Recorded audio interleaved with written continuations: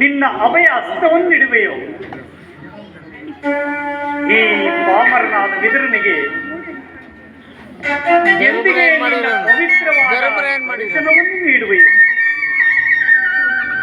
ಪರಮ ಯಾವ ಮಹಿಮಾ ಪುರುಷನನ್ನು ನೋಡಲು ಯೋಗಿಗಳು ಹಗಲಿರುಳು ತಪಸ್ಸನ್ನಾಚರಿಸಿ ಬಳಲುತ್ತಿರುವ ಆ ಮಂಗಳ ಸ್ವರೂಪವು ನನ್ನ ಹೃದಯ ಮಂದಿರದಲ್ಲಿ ನೆಲೆಗೊಂಡಿರುವುದು. ಸಕಲ ಜೀವಿಗಳಿಗೆ ಸಮಸ್ತಕ್ಕೂ ಕರ್ತನೆನಿಸಿಕೊಂಡಿರುವ ಅಂತಹ ಕರುಣಾಮೂರ್ತಿಯಾದ ಶ್ರೀಕೃಷ್ಣ ಪರಮಾತ್ಮ ಆ ದುರ್ಯೋಧನ ಬಳಿಗೆ ಪಾಂಡವರ ರಾಯಭಾರಿಯಾಗಿ ಬರುತ್ತಿರುವಾಗ ಸಕಲ ಸೌಭಾಗ್ಯಗಳಿಂದ ಮೆರೆಯುತ್ತಿರುವ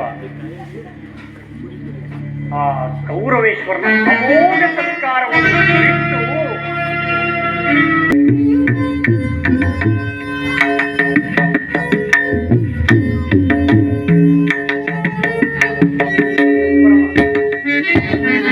ಇನ್ನೂ ನನ್ನ ಮೇಲೆ ದಯಮಾಡಬೇಕೆ ವಾಸುದೇವ.